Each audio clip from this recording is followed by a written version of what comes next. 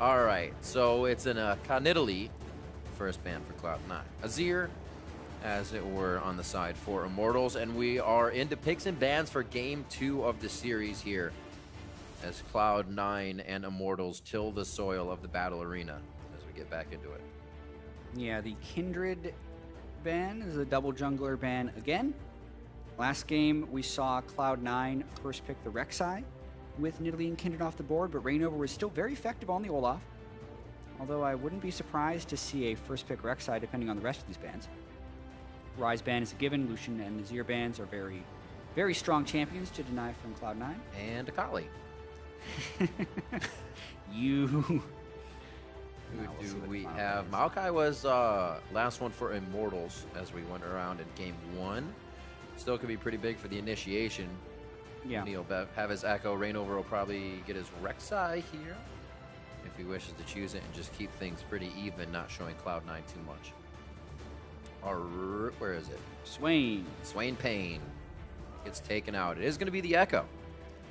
Yeah, and here's the interesting thing. If they decide to go for the Echo eventually, That's true, they didn't lock it in. Impact has always really loved playing Maokai. He likes being on a tank that he can initiate on because he feels like he can control the game, and he likes to lead the game in that sense. He was even playing it before the buffs were last split. However, a damage Echo actually has great split pushing options against a tank Maokai because he can consistently proc the damage, get such a big shield from his parallel convergence, and actually win that duel in the mid to late game, which does make Maokai a much more dangerous pick against Echo, considering Huni's going to be going damage rather than tank. Right. Also, I think it was Seraph yesterday who went the Fervor Echo as well. Tried to take that into the Maokai matchup. Yeah, we did see that. He did Fervor Tank Echo. Fervor Tank Echo. Although Huni likes to just goes Thunderlords. Yep. Trying to get Zeus to help him out. Karma and Rek'Sai locked in. The ladies of the league will start off Cloud9's team here. We'll see what they decide to do with that. Loving the Karma, though. Yeah. A lot of play in the summer split so far. Yeah, the team-wide move speed the Karma can grant, as well as the really early laning power, is becoming a higher priority.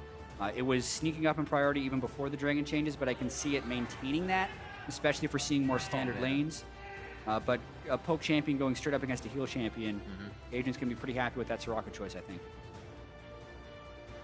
Reignover picking Wild Turtle the Ezreal, something we've seen a lot more of as pretty much Caitlyn, Sivir, Ez are kind of filtering in to be the AD carries after that Lucian ban. Yeah, Cloud9's going big, though. They do the Maokai, they pick the Sivir, they want to just run at Immortals, get straight onto the Soraka, because currently Immortals doesn't have any hastes of their own to try and run away with. So if Cloud9 catches them in the open, maybe they'd have the move speed advantage. They also have next to zero crowd control. It's very conditional right now to stop any of Cloud9 from getting inside that team. Yeah, pretty just much. Rushing the back line. Pretty much just going to be the Iceborne Gauntlet that Wild Turtle will build on Ezreal as of now, or parallel convergence from the Echo. So will they build in crowd control from the mid lane position? They almost have to. Seen a few with Sandra's as well. Could lock down a good AoE area. But what do they want? They go more for the poke composition. Varus has been a huge pick over in Korea, and it does give them some initiation. They can still land the Varus ultimate clean onto someone and basically kill him with poke afterwards. Much more conditional arrow. Pretty hard to land too, yeah. Arrow ultimate. You do have that initiation, but Varus is all pretty tricky to hit, especially on a team that can spell shield, tend to twist it, advance out, or duck under your attacks. Smoothie, repping the love for a remade Taric. Throw Karma mid lane. Yeah. There was a really nasty Taric Rek'Sai combo that KT pulled out in week 1 of the LCK in Korea, where Taric would just roam extremely early and give the stun to the Rek'Sai as he goes in. But it's a Karma support, Fizz mid. Just wanted to mention that cool synergy. Or Maokai mid Fizz top. You never know. Dun, dun, dun. So Jensen goes for the Assassin this game in. Known back in the day for his Zed. He knows how to get in and out and get his hands dirty, so we'll see what he can provide on this Fizz. and the team's ready to follow him up as well with that composition. Yeah, Immortals picked a lot of compositions last split that were fairly low in initiation and got away with it most of the time. Yeah, but this is Cloud9 picking a tremendously potent initiation team composition with the speed from Karma and Sivir, as well as just all other champions having their own ways to initiate that will only be augmented from their dual lane. It's going to make it very difficult for Immortals to pick their fights properly. So I do like this draft from now for Cloud9. Very straightforward in the way they want to play it. Immortals is just saying, a few Cloud Drakes and we'll be all right. They'll never catch us. It's going to be tough, though. We see him falling behind on the side of Immortals, and it could hurt quite bad. Lack of CC, more conditionally on Parallel Convergence, and Chain of Corruption from Varus can make it very difficult to lock down that Sivir ultimate from Cloud9. After that, Immortals win in Game 1. Let's see how things change for the rest of the series. Tweet hashtag IMTWin or hashtag C9Win, and let us know your predictions as always. I promise they will go up on the screen. And if you are participating, you will see how you are affecting the vote. Looks like Cloud9 is going to want to affect this early game a little bit more. As we get into this one, we are going to have a quick pause before we start the matchup. Yeah, I'm wondering again if Pobelt is going to be able to hang against Jensen right here, because that's a matchup that can be incredibly swingy, talking about the Fizz against the Varus specifically. Jungle pressure will obviously factor into it, but like an Olaf trying to gank a Fizz, it's a really sad sight. He throws an axe, even if it's going to land, Fizz just tops up on his pole and flies away. Yep. So if Jensen can get the upper hand on that lane, it will also cripple Immortals' chance at initiation, because if Varus falls behind and constantly has to fear getting one shot, he's not ever really going to be in position to even land his ultimate, to get the initiations, to let Immortals pick their fights. So really important matchup in the mid lane this match. One thing we really haven't seen change is that focus that they give to Huni, allowing him that first champion all the time, allowing him to go for that Echo again. Definitely controls it enough from the top lane consistently that they can keep going back to him. And I think it actually helps them feel more comfortable in these various picks in the middle if things like that happen. Yep, a lot of players are typing R in the chat, so many of them are ready. It's just I think the refs need to give the go-ahead, or maybe the player who's actually having the problem isn't typing R, and Cloud9 is trolling us, but I'm not entirely sure on how that would work. Pretty Cloud9. Sounds like what's something Cloud9 would do. They're one of the most talkative teams in the pregame lobby before the game, always trying to communicate with as many people as they can before the match. Huni's actually pretty talkative as well. Yeah. He types it out. In fact, Meteos was trying to tell me that Sneaky is the most potent shot caller of all time. He's going to be the first one to master shot calling, as well as being a master of the AD carry position. I told him I would mention it on broadcast, so I'm fulfilling that promise right now. There's one I'll always wonder is when Skara said don't that believe him. Cutie Pie was one of the smartest players he's ever played with. So that is something that Skara absolutely believes, and in some ways it was true, because back when Cutie Pie played, like, he played more games than pretty much anyone else, and he played every position. So as far as like back then, when not many people knew that much about the game, Cutie Pie knew like almost every matchup at the time. There are some things that I don't think I'm a Cutie Pie was smart with. Like, I had to fight with him for an hour to stop running attack damage yellows and instead run armor, because I told him he would actually win 1v1s. Eventually he conceded, so it was a push and pull with I'm a Cutie Pie. There you go. Getting back out of the rift. Everything is solved, resolved, and ready to go. And it is going to be even goal, 25 seconds in, but Immortals have one game. Now, let's get back into this. It's going to be a tough one here, I feel, for Immortals if they don't come out early. Cloud9 looking to really go aggressive on this matchup, and it's what I like to see this season. We've had a few long games, but we've also had a few games where players just keep at each other's necks. 5-minute flash-a-rooney. Oh boy, that's not the greatest start for Meteos, and considering he was able to secure first blood last game by using his flash. But, see, that's that trade, right? Reignover uses Ghost, burns Flash for Meteos. Base cooldown for Reignover, because of the mastery he has, is 153 seconds, whereas Meteos' flash is 155 seconds. So it's essentially a 2-minute window now where Reignover will have a movement summoner spell and Meteos will not. So a worthwhile trade for Immortals. Seeing the starts. Longsword Pots coming in. No biscuits there for Pobelter. He's looking to keep his health up. Knows that Jensen's going to be going in and out. Seen a lot more of these mid laners just want to stay back, stay safe, and clear. Who he actually notably, we saw at MSI playing a lot of that, even on his Rise or Aurelion Soul. Just keep the lane pushed up, safe. Allow the junglers to really do a lot of work here. And we're going to start off camps on separate sides. Yeah, and Cloud9's actually going to be able to get both Krugs over to what looks like they'll be giving the experience to Sneaky. So they're going to clearly going to give the big one too. Smooth. This is important. No, they gave it to Sneaky. So Sneaky will have level 2 very early on in the lane. Gets it right there. Wild Turtle as well has basically the same thing. They're going to keep themselves safe just on 6 CS, which means they both took the bottom side. Smoothie going in.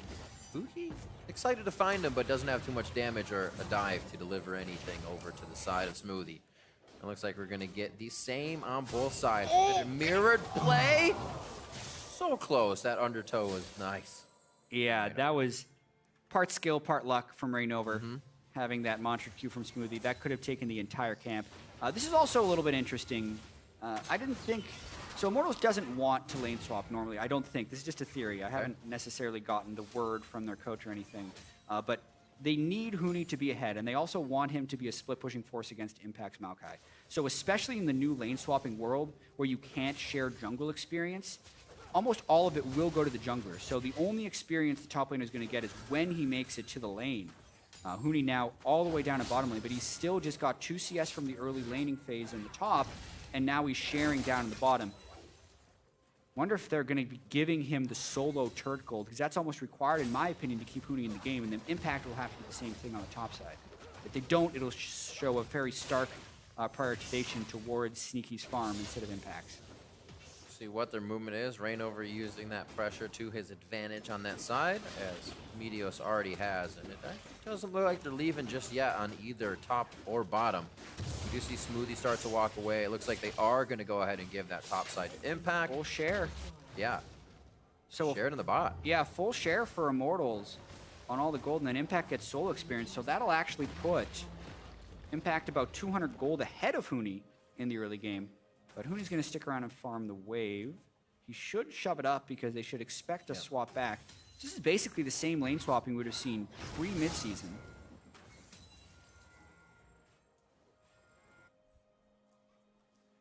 So I want to mention how quickly Rainover is farming the jungle. He got 2 blue buffs once again because Minos decided not to take it early on Rek'Sai. And he's able to stay on the map very long.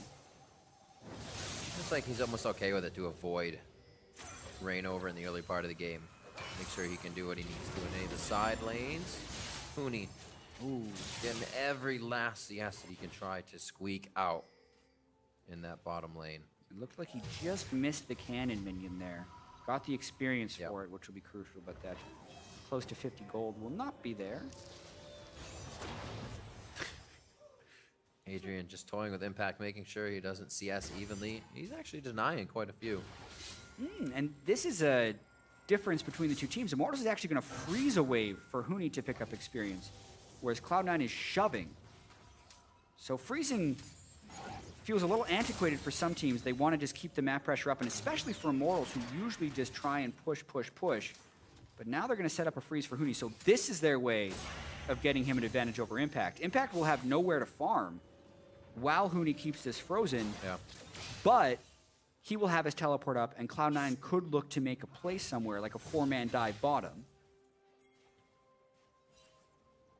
Very interesting move there by Immortals. Turtle's going to get safety from Adrian here, so that may be a little difficult, but they're also, as they're holding it off, kind of now allowing Cloud9 to work these waves, get up with their composition and siege any of these turrets. It's all too early, really, for much of that to happen, but the way that Immortals positions their waves kind of saves them from Tives, their turrets going down, and this time they're stopping a lot more vision from coming into the jungle. Meteos close to that Sightstone, so we'll see how fast he actually starts to get himself back in. That's one way Cloud9 really was able to hold the early game, is all the warding that went towards what was the dragon side of Immortals jungle. Yeah, and as of now, I'm not a fan of the way Cloud9 is playing this.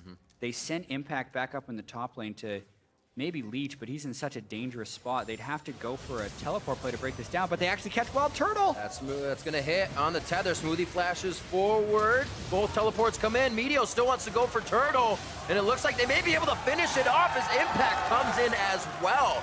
The teleports were a little hesitated, but both top laners knew they wanted to complete and come in for the fight. Yeah, so I think Impact could have been down there from the very beginning, and then you could teleport up to get the wave experience, since Huni would have to teleport down when Cloud9 does an aggressive play bottom, because that's how you break a freeze. You force a fight on the other side of the map, and you force a teleport to come through. They still get the end result. I think that's because Wild Turtle poked his head a little bit too far forward, and now Rainover's ghosting to try and make more happen.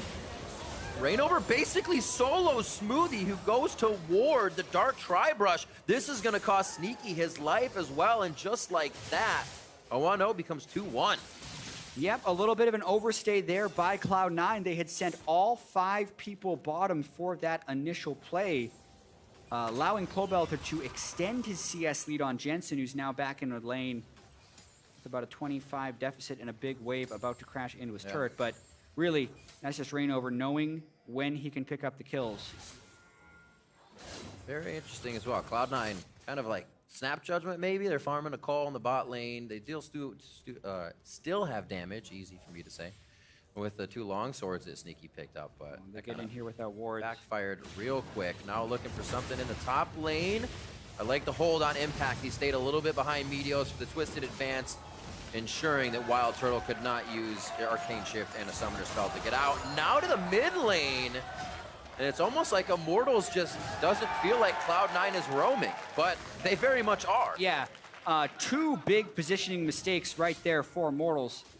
Pobelter and Wild Turtle both just lining up for straightforward ganks from Cloud9. Props to the roam of Smoothie and Sneaky right there, because Huni was shoving up the wave and they were kind of giving away some creeps for that. But I mean, Wild Turtle, he has 1 pink ward deep in his jungle, but no coverage in the brush behind him. So Meteos and Impact just walk up.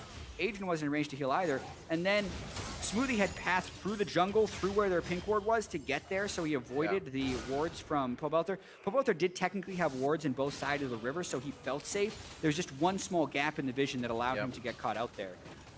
Seems like they're the mistakes of very small, I can just get this last minion, or Soraka's just behind me, she'll be able to help me, and they're really not paying respect to Cloud9's power right now. They're like slight gambles. Those are the types of risks you don't want to take, right? They're low reward, medium risk. Whereas the way SKT often plays is like everything is low risk, and then it's a low to medium reward, and they just stack those up throughout the game. Not saying that's like the optimal way to play League of Legends, but if you're going to take a risk, the reward needs to be comparable in a theoretical sense. And getting the last few minions in lane for the fear of death is not a good equation. Not worth. No matter what. 77-54, so there is a lead for Pobelter there, but giving up that kill means Jensen is going to be sitting quite nice. Sneaky clears a huge wave top lane, which basically would be evened out once we see Wild Turtle get back to lane and farm for himself. So the kills are back and forth. Nobody's really gained too much ground yet with those turrets going down together.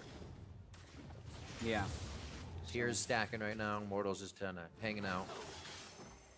Yeah, trying to compare this game to the last one a little bit. Yeah. As well.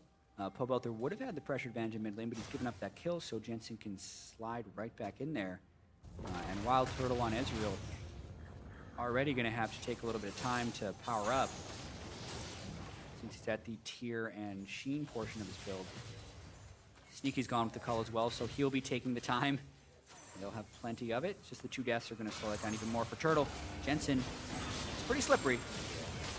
Mooney says, what turrets? I'll go back. Chrono Break on the Chum the Waters, so they don't get too much damage from that, if any.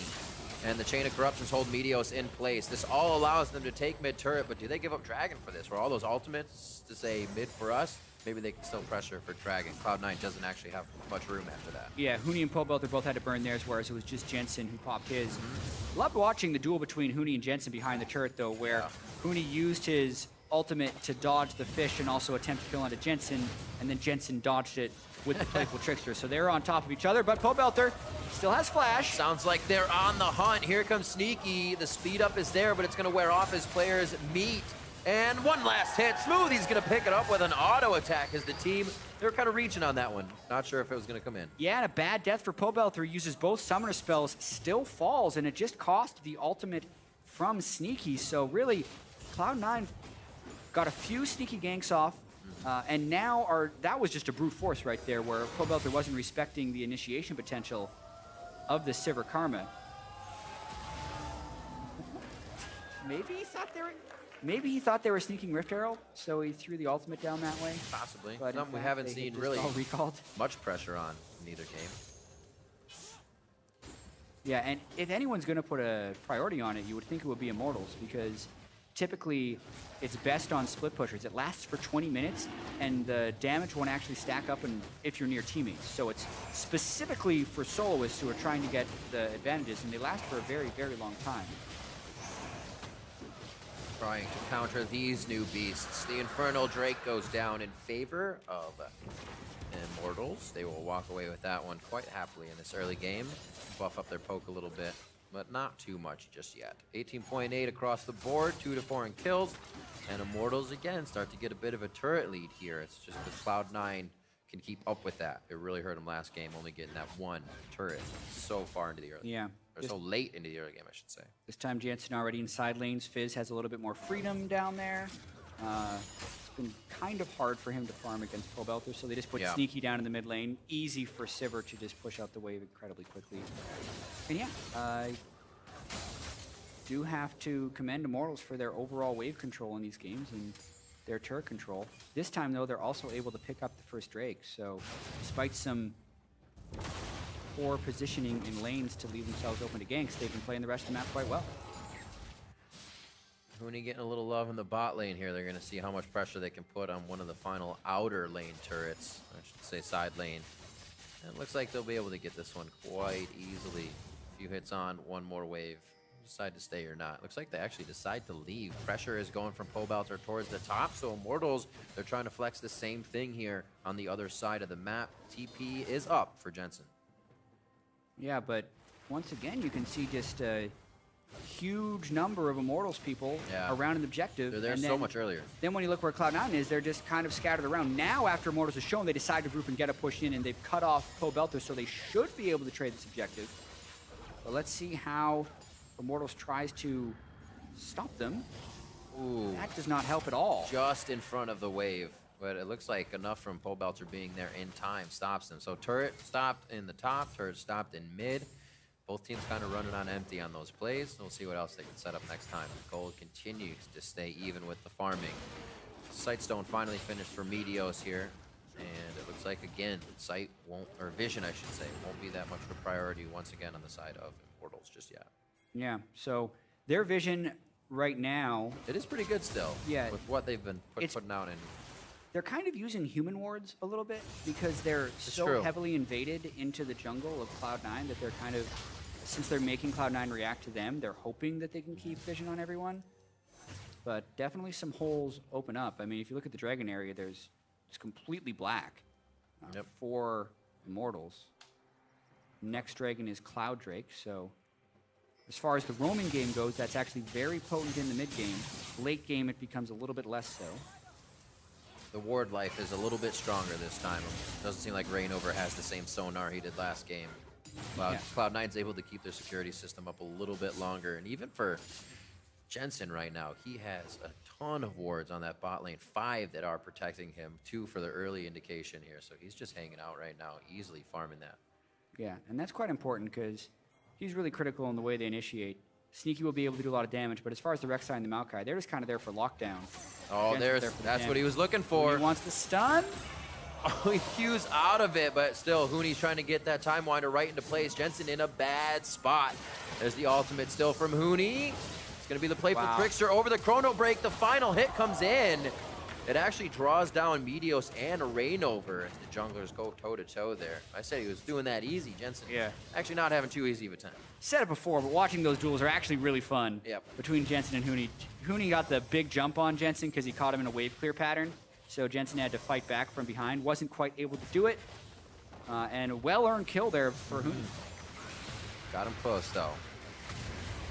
See TP to the top lane. Impact a little deeper on his own turret than he wants to be, and Immortals are continuing to go. Very low mana bars here for Immortals, really relying on auto attacks to get themselves through this fight, and that may hurt just a little too much. There's 2 kills going over to Cloud9, and they're going to pick up Wild Turtle in the end. Meteos is going to bite down on Rek'Sai, and Reignover, the Ragnarok wears off, so the crowd control is going to be there if Cloud9 can put it down, and they may find Pobelter as well. His flash and barrier are up. He's forced to use one of them.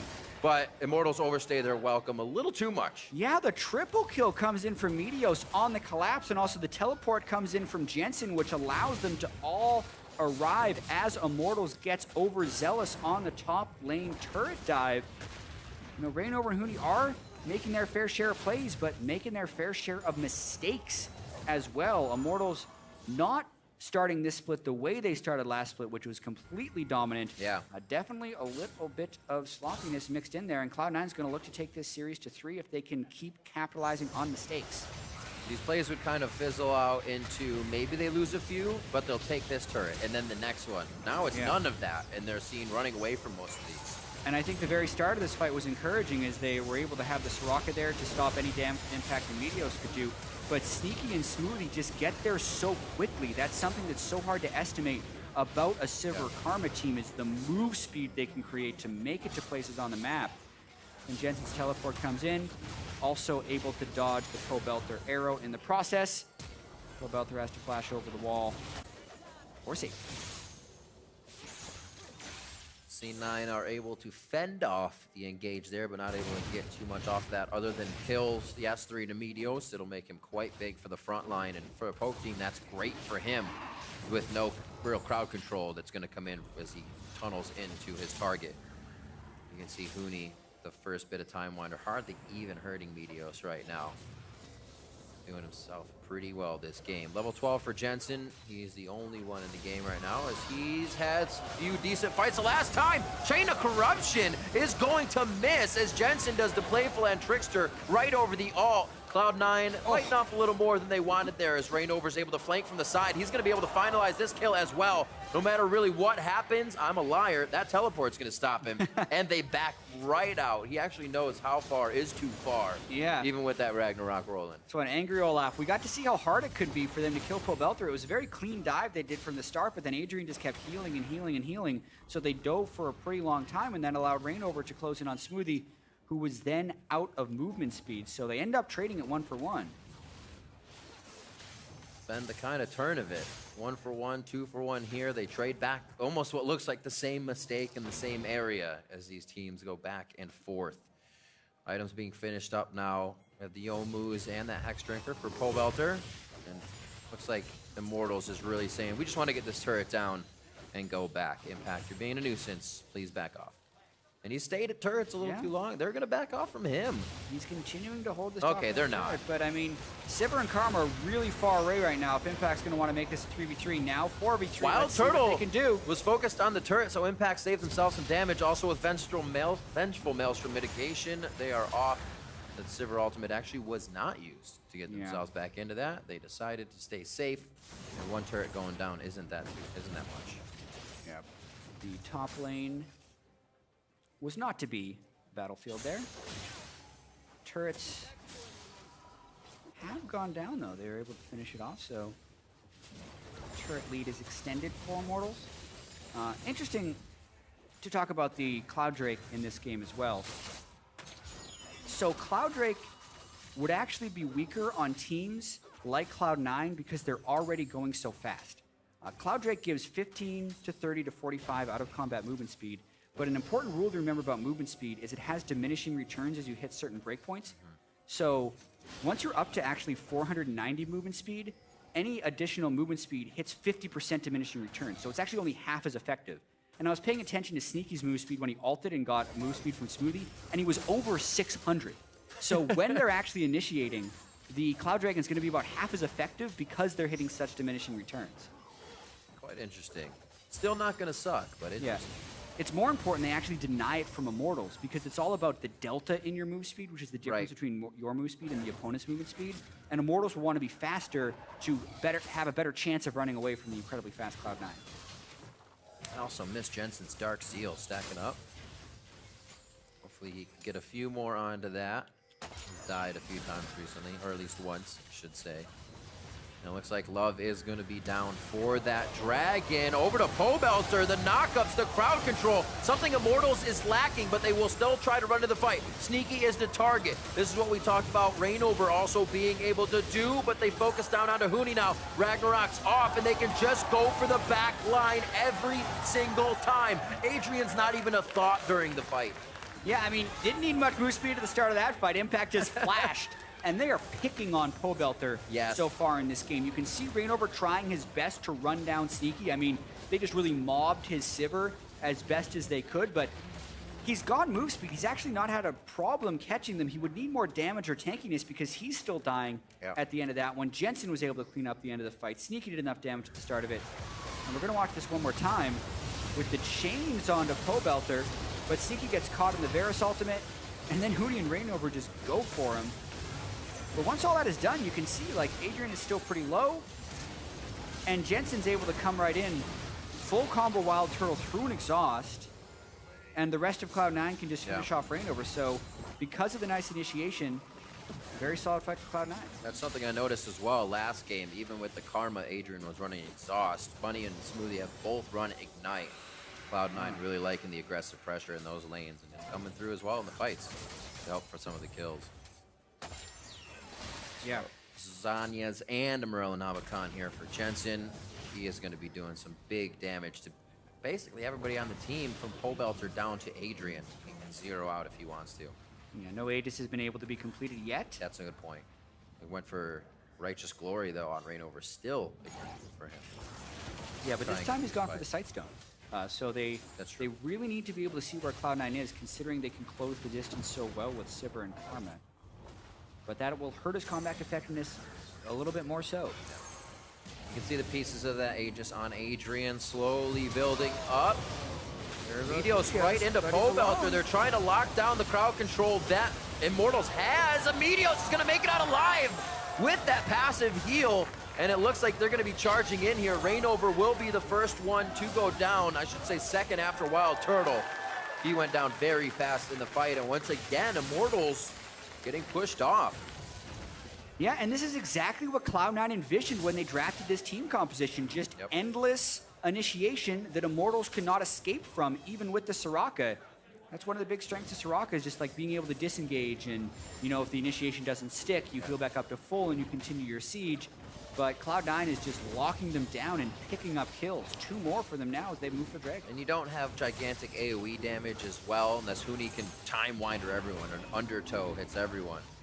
You got shields from Smoothie that already buff you up in speed. More speed as Huni stole it.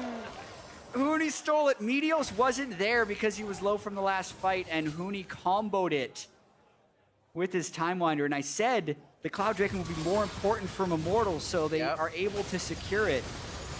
Anyway, Impact comes in a little bit late to this fight, but it was a double TP play by Jensen and Impact, which is why the initiation collapsed so well, and Meteos still was able to get out alive, so it all worked out at the end of the day. Easily able to kill Wild Turtle and Reignover, but it doesn't even secure them the Dragon, because Huni was able to steal it. That hurts.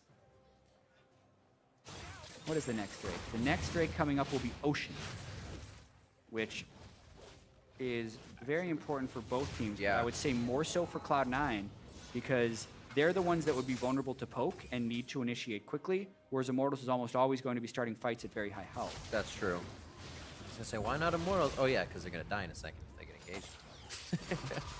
44.6 to 39.5.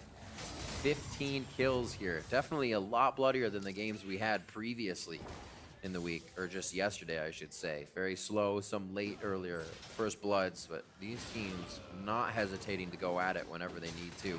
That Iceborne Gauntlet is finally finished. Could help to keep Cloud9 off Immortals' heels as they disengage now, but that's not going to be here. That's a very necessary ultimate for Reignover to have, and Cloud9 gain pretty good amount of ground here. The waves aren't necessarily in their favor, but they're getting all the vision they need.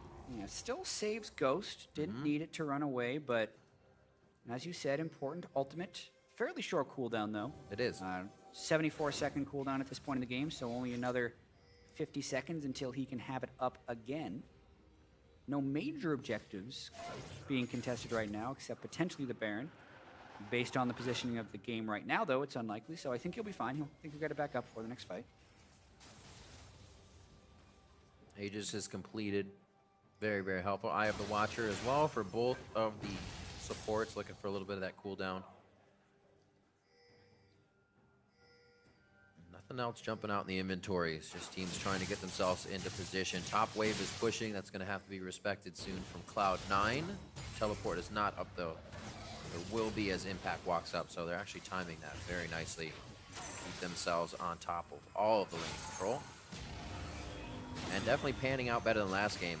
By now, Immortals had kind of taken Cloud9 by surprise, started taking them out one by one, finding them in a few places around the map, and then able to just drop turrets after that. Cloud9 had no way of stopping it. Both games still quite close, though, except the Dragon control was in Cloud9's favor last game. Yeah. It's just weren't able to close it down at the end. And here, Cloud9 would even have more of a chance of winning, but getting that one Drake stolen definitely hurts them early. There will also be no Mountain Drake again in this game. You can only get 3 of the types of dragons to spawn in one game, and with Ocean being up next. I was just going to say it. No super rushed Barons or super rushed turrets for this one. That's like we're plagued with no mountains. What's going on, Jet? This might be a thing all season. Let's see. Be like, we don't want Riven Jet to cast me. There's no Mountain Drakes. That's not how it works. Yeah, Mountain Drake, really, really powerful at the end of the game Yes. because of how much more quickly you can take turrets and major objectives. Almost scary at times as well if you have the lead already. But the thing that I do want to keep hammering about these dragons is that, yes, there is like very, very slight favorable things for like one composition versus another, but what they do to me is they change the way a team should be approaching the way they play the game. Like, assuming there's not like a huge movement speed difference in the team compositions like a Sivir and a Karma, if you get the Cloud Drake, it should influence your decisions of like, hey, we're in the top lane. I want to run bottom lane. I know we can get there before that team because we're 15 to 30 movement speed faster than them. Or you're more willing to look for fights because you know you're faster out of combat. And like, it just changes. It should be changing the way you think about things. It's understanding kind of before you get in the game, the style you can almost switch into per what dragon comes up. Exactly. How you can kind of alter that throughout the game and call the audible. Yeah, Right Ocean now, Drake would be Infernal like... to Ocean. Yeah, with the Ocean Drake coming up, that for a poke composition, it makes it even more important that they don't commit all the way to fights because they can sustain so well. Like, I think Ocean superpowers Soraka a little bit. Yeah. Because it helps her regen the health cost of her heals back a little bit more and just keeps the battery going more and more. Definitely efficient for a champion as such. Let's see if she can benefit from it once they get it down. It's actually going to be up quite soon. The 1 minute mark means ultimates being held in summoners right now is very, very big. Trying to get a few of those out. Fortunately, Reignover fortunately for him, I should say, able to get Ragnarok back up as it was some time ago. So a big fight to be happening right here. Wards are set up. Teams are kind of jockeying for a bit of position, and Huni is off on the side, ready to teleport in, but he's definitely gaining a lot of ground, and Cloud9 have to move as well to act on something. Very aggressive force, but they've swept and they have double pink wards down, so total blindness right now, and there's actually no blue trinkets off cooldown immediately, so they have to send the Ezreal through to get vision, but now they have it, and Cloud9's relatively low. They go for the fight. Huni teleporting in right there with home guards on. He went to back before it happened as the team was calling Baron, and Huni's in the back line by himself. They fly onto Adrian. His summoners are down, and so is he, as they continue to drop Immortal members flying through from that Baron attempt. Cloud9 is now riding high, and they're looking for more attacks. Huni's also looking for the same thing, and he's going to parallel convergence. He decides not to. He gets a great, what would have been shield and stun out, but the team can't follow up. Huni actually goes down now, and Cloud9 looks like they'll lose a few just on the caboose as they try to get themselves out. It's a 3 for 2 so far. Cloud9 takes the lead on that. The Baron pretty much gets the teleport and a few kills for themselves. Yeah, I think that's going to reset a little bit, and maybe they just have Cloud9 go down for the next Drake. So a very aggressive force by Cloud9, and you can see how effective the dive is for them. Yeah. But at the same time, their backline of Sneaky and Smoothie is getting left out to dry a little bit because Huni and Reignover are also running train over them. But at the end of the day, it has been Cloud9 coming out slightly ahead of these fights. Watching this one more time, like you can see the hard initiation, but as the teleport comes in, it's actually just Huni who takes on like 2 or 3 people in the backside as Jensen and Impact are just wrecking people. But yeah, Huni just killed Smoothie and forces Sneaky away. So still a pretty scary moment for Cloud9 because they have like all this initiation, but also no great way of peeling the Echo and the Rek'Sai. So It's going to make Sneaky's life really troublesome. And then the poke is able to come in right at the end. Nice slow from Wild Turtle to make the arrow easier to land from Pobelter. And that could be what it comes down to. Slows in, Pobelter keeps hitting piercing arrows, and that's the way the poke goes as Cloud9 tries to siege each one. We haven't really seen them step up to a turret yet, probably because it would be so hard at this point, and kind of tempting that Baron is really what's going to get them into the lead here. Again, they start to hover that spot, have the wards to clear it out as well. And something they've been continuing to do throughout their games, having that little bit of pressure for each ward they place, as long as Rainover's not there to clear it out. Yeah. Impact is just absolutely huge this game. Frozen Heart, Sunfire Cape, and an extra Giant Spell to go with his 5-1-10 score. Big Sequoia. Yeah, I'll say Meteos has really good scoreline as well, but I'd also say his itemization as far as in-fight tankiness isn't as efficient as it could be. Guardian Angel is more about the revive, and Ruby Sightstone is more about the vision control than it is the 500 health it grants. So, what would you like to see? Yeah, I would. If he's looking for just tankiness, obviously he needs to keep the Sightstone. I would have kept the Sightstone unupgraded, and then worked towards a Randuin's and a Spirit Visage, because he needs just the dual tankiness of the more efficient items. But he's valuing the revive because he thinks Jensen and Impact can stick around to the back of the fights. Rainover, toying with danger. That's going to be Ragnarok for him. Flank. Jensen could chum the waters here on the back line, but Immortals says, keep the line straight. We are not going to bend down. We're going to exit right out this door. Everybody actually sticks together very nicely on that disengage for Immortals, which means they are all ready to fight another day. Yeah, really important disengage there for Immortals, because the teleport from base was blocked from Impact as well as the Sivir ultimate. Now they can just try and sustain up a little bit, but so Impact doesn't even have flash, but they still have the Karma. This is how they can be so fast. Meteos goes. Double pop-up for Meteos. Tries to turn around. Eats Chain of Corruption himself. A big CC coming from Immortals. Huni back and forth. The pop-up as Meteos actually takes a different path to get back into the fight, and it's right where Huni goes. They're going to be able to take him down. Jensen now trying to come through the back line as they are tanking. C9 is tanking everything right now to get the rest of the members over, and they're able to push Immortals back right under their own turret. A double kill for Impact. 4 kills for 0, and even without the Sivir ultimate, Cloud9 is able to run them down, and so much of that is just how powerful Impact is right now, because there is nothing that Immortals have at the moment to cut through him. Really untouchable on this Maokai so far, and that gives them Baron 34 minutes into the game. Opening this best of 3 wide. Right now, Cloud9 looking to take game 2 and very much in a good position to do so. And Meteos can be fearless right now because of the Guardian Angel, so he doesn't care about the huge amount of damage he takes at the very start. But then, like, Jensen and Meteos go all in for Huni. Meanwhile, Impact is just sitting in the Immortals team, and he stops Rainover from going on to Sneaky, which had been a huge problem in previous fights. That allows Sneaky to actually flash forward for more damage at the end, and then Impact tanks the turret the entire time as well as getting the double kill. Beast. That was gigantic. 7, 1, and 12 coming in here. Spring split kill participation for the team, 78%. Let's keep it going for him. 19 right now, those 22 kills he has been involved in. Impact is just having a heyday right here in game 2.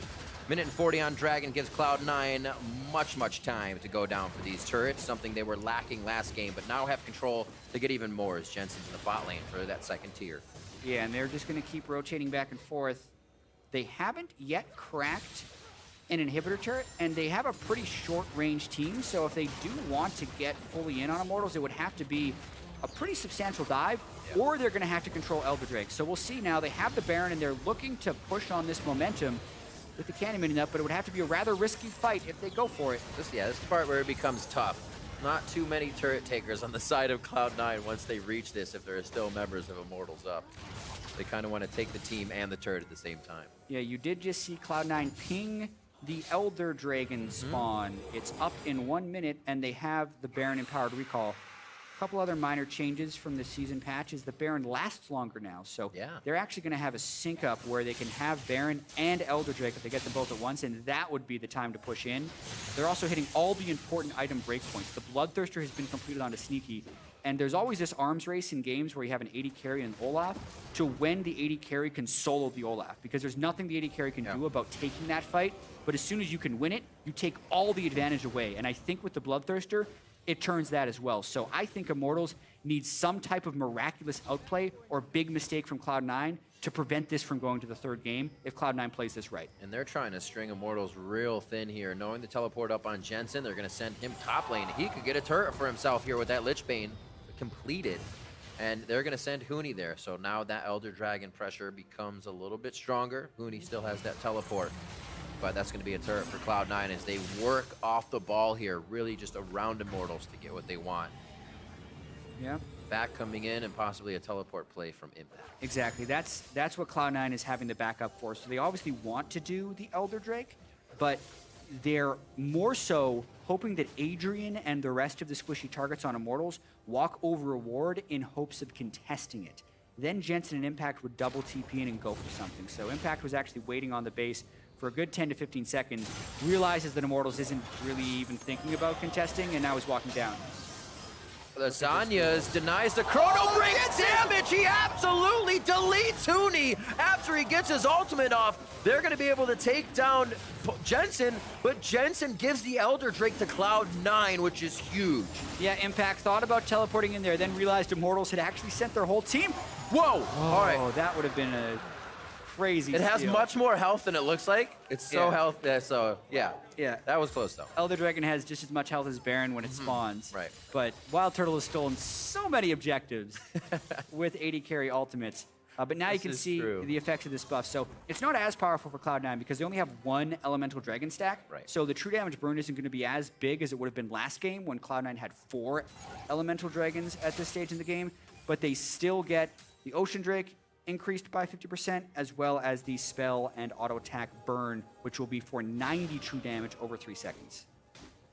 But it only lasts for 2 minutes, and they all recalled after that fight, so they have a very small window to take advantage of this.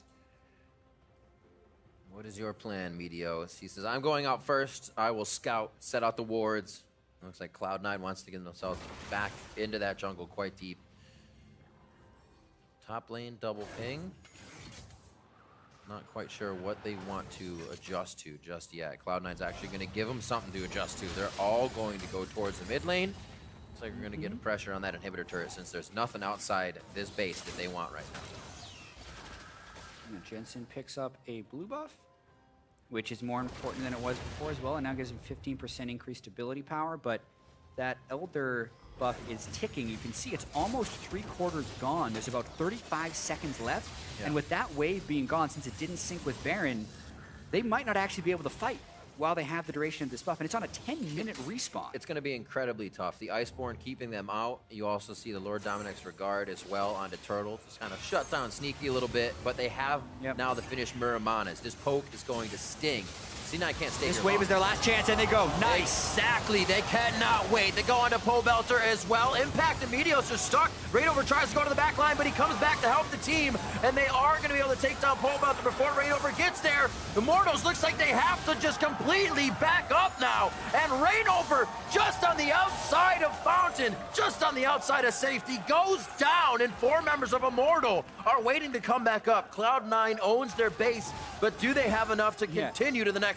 They had about 10 seconds of the Elder Dragon buff left when they flashed for that initiation, and it was exactly what they needed to do. Now they look to get the ace. That there couldn't be any waiting time. The minion wave is slowly coming in from the bot. They have a siege, so they should have enough time to take these down. And a stark difference from game number 1 versus Immortals. Cloud9 are able to find their mid-game ground and able to find their way now to the Nexus. Huni, however, playing big spoiler, trying to stop this from happening, but that's 9 and 5 seconds on Pole Belter and Wild Turtle. Adrian goes down, one last auto with a crit coming in from Sneaky, but they may have to wait this one out. Too many members of Immortals are coming up now. They can poke them away, and the game is saved. Sneaky. Slowly, Sneaky overstays his welcome.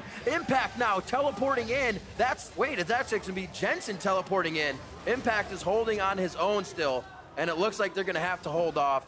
Backing up. Yeah, but they might try and turn, like, one more fight and they can win. They already killed Adrian and Hootie, so it is a 3v3. Ragnarok down. Reignover's going to go down. That's the kill from Jensen. He came back from the beginning of the fight, and it's almost like Cloud9 can live here. Oh man, if you pick Cloud9 in fantasy, you're real happy right now, whether it's first 2 games or best game, because they're scoring huge points, even in their loss in that game. But aside from that, the call to just go very decisive. Everyone goes in at once. And the parallel convergence stun was great from Huni, but they are fighting someone with the Elder Dragon buff, which is incredibly difficult. Pobelter gets blown up again. Adrian gets caught in the chaos, and Jensen does a great job assassinating all of the priority targets here. Oh, Huni barely able to stay alive, and the time that he delayed is basically why this game isn't quite over yet. Full items on Sneaky, and he is a beast, as well as maximum items for Jensen, although a little surprised he finished his Luden's Echo instead of finishing a Rabadon's Death Cap, but it's going to give him even more move speed to try and just stack onto this really fast team. Gotta go fast. They don't have the zillion in the mid lane for this one to speed somebody else up. 30-13. 43 kills in 42.5 minutes right now in this game. And now they're going to go for Baron, which is going to secure a few more kills on somebody's side. There's the ultimate. It's the Sivir and Karma Mantra Shield to make them in. There's no way Immortals can get away from this one without losing one. They have to turn to fight. Reignover is just turning to save everybody. And Turtle may be left out to dry. Pobelter firing off auto attacks as he moves backward, but it may not be enough. One last crit coming in from Sneaky seems to be the name of the game. And they are able to take down Immortals once again. Turtle inches from the base, Twisted advance in, and Impact roots him down and puts him in the ground. A quadra for Sneaky overall, and they're on the Nexus turrets. Man, and this just more and more fights, and this keeps happening to Huni. He tried to teleport in that fight and immediately ulted back, so he wasn't a part of that fight anyways. 35 kills. Grant Cloud9 their first game victory. Doesn't count yet, though, because that sent us to game 3. Best of 3 is for you and me, and we're going to game 3. Cloud9 take game 2. Man, that was one crazy game. It's been a while since I've seen 49 kills in a match. So, especially between two teams that usually do things quite concisely. Yeah, Meteos' Guardian Angel proc twice. Never died, actually, though. Strong numbers all around for the rest of Cloud9 as well, though. 7-1-24 on Impact's Maokai. Double-digit kills for both Jensen and Sivir. And Sneaky, of course. So, you know, they took their initiation team and they just kept initiating, like, we're not going to kill turrets unless we kill you first. So they made sure they could do that, and then they took all the turrets. Very nicely done as well. The early part of the game, it seems like Meteos isn't being phased by what Reignover's kind of doing in the jungle. Say, yeah, there's the few camps, but the few camps isn't the game. So they're allowing him to do that, staying away from that pressure and getting Jensen kind of built up in the mid lane, getting the other lanes kind of very, very strong. Yeah, and they've had really strong vision control in all of these games, even if they haven't been able to utilize it towards taking turrets. So they're kind of putting the pieces together for what they'll need to do. And, like, even if this goes to 3 games, and which it does, and Immortals is able to win, like, I'm seeing very promising things out of this Cloud9 team. Even with Smoothie or with Bunny, like, it's not the disaster that it was last year when High wasn't in the lineup. They are performing at a pretty high level against a team that was 17-1 in the regular season last split. We'll see what they can do. For a closer look at that, the events that